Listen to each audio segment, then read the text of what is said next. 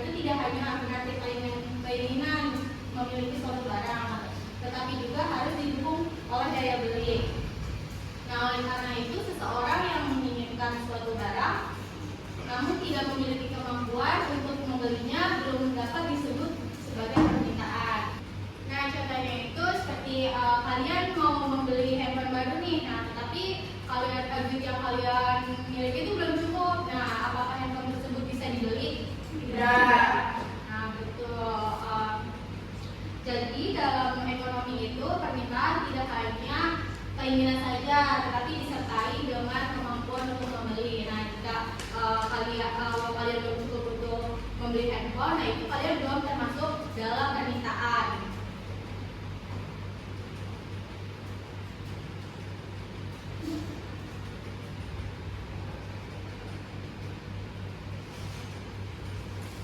Selanjutnya ada faktor-faktor yang mempengaruhi permintaan.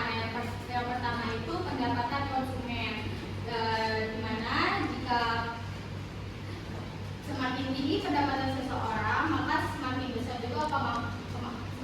juga kemampuan untuk membeli barang. Nah, yang kedua itu ada jumlah penduduk, di mana semakin banyak jumlah penduduk, itu maka kebutuhan barang juga meningkat. Nah, yang ketiga itu ada harga barang lain. Dimana jika suatu harga barang naik, maka konsumen itu bisa beralih untuk mencari harga yang lebih murah. Nah, yang keempat itu ada ukuran pasar. Semakin besar pasar, maka semakin besar pula permintaan terhadap suatu barang. Nah, yang kelima itu ada selera. Jika suatu barang sedang tren atau viral, biasanya banyak orang tertarik untuk membelinya.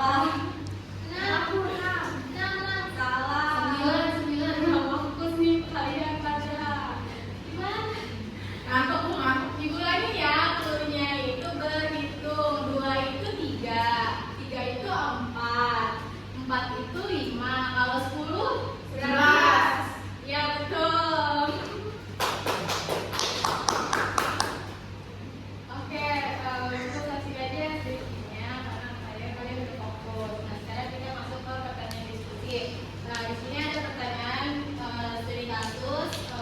Pertanyaan itu ada 3 yang akan bisa kalian jawab. Ibu kasih waktu 2 menit ya untuk kalian berdiskusi.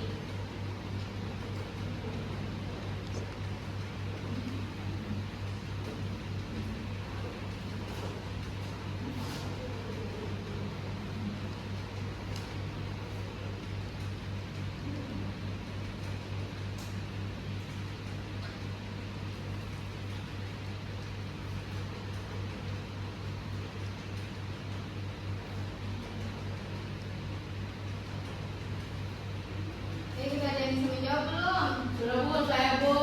Ya, pertanyaan pertama siapa yang mau menjawab? Saya. Perkenalkan dulu namanya ya. Perkenalkan, nama saya Nur Asama. Pertanyaannya, faktor apa saja yang mempengaruhi permintaan pada kasus tersebut?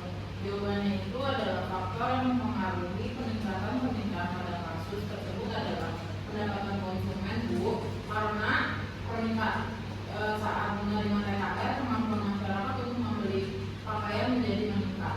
Oke, tepat sekali jawabannya. Beri tepuk tangan dulu untuk kata temannya. Pertanyaan kedua, siapa yang mau menjawab? Saya Bu, Perkenalkan dulu ya. nama saya Putri Septiani.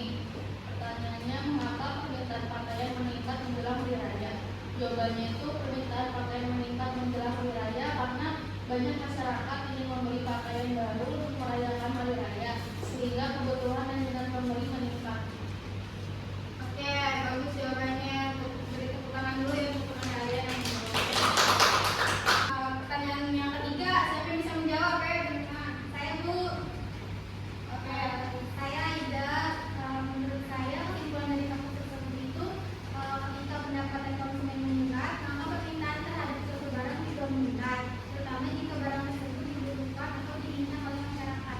Oke, tepat sekali jawabannya. Beri tepuk tangan dulu kepada. Nah, selanjutnya itu ada kesimpulan. Di sini sebelum Ibu menyampaikan kesimpulannya, siapa yang bisa memberi kesimpulan pada materi hari ini? Tangan. Saya Bu, Oke, siapa namanya? nama saya Siti Nurul Ilma. Jadi kesimpulan materi hari ini, permintaan adalah keinginan membeli barang yang disertai kemampuan untuk membayar. Permintaan itu dipengaruhi beberapa faktor, dan jika harga naik maka permintaan turun. Begitu juga sebaliknya. Oke, baik, terima kasih Ilma. Nah, jadi kesimpulannya itu permintaan adalah keinginan konsumen untuk membeli barang atau jasa yang disertai kemampuan untuk membayarnya.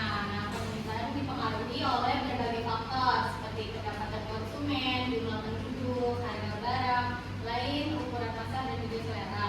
Berdasarkan hukum permintaan, harga dan jumlah permintaan itu memiliki hubungan yang berlawanan arah, yaitu ketika harga naik permintaan itu akan menurun dan ketika harga turun permintaan itu meningkat. Nah, oleh karena itu pemahaman tentang permintaan penting untuk menganalisis perilaku konsumen dalam kegiatan ekonomi sehari-hari. Jadi cukup sampai di sini karena waktunya udah habis.